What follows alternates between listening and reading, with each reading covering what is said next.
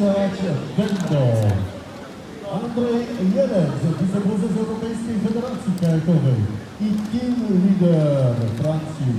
Medals will be presented by Andrzej Jelec, Vice President of European Kayak Association, accompanied by team leader of France. Miejsce trzecie. Medal brązowy w konkurencji K1 mężczyzn junior mistrzostw Europy i Morzynowców dla 23. Bronze medal goes to Michel Piston, Italy!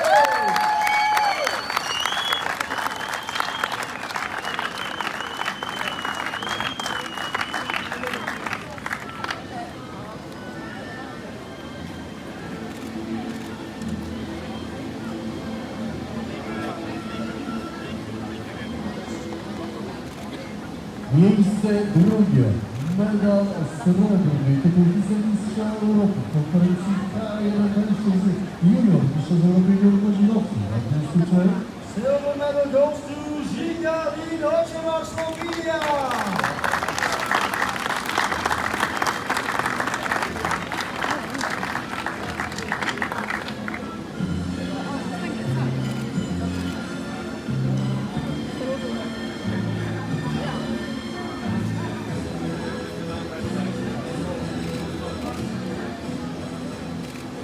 Miejsce pierwsze.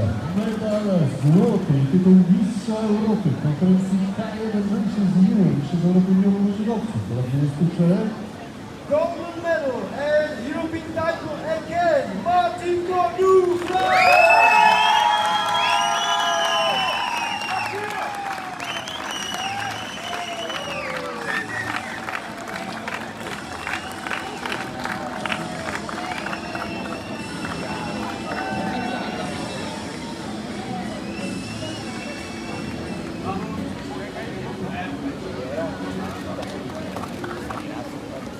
Prosimy o odegranie hymnu.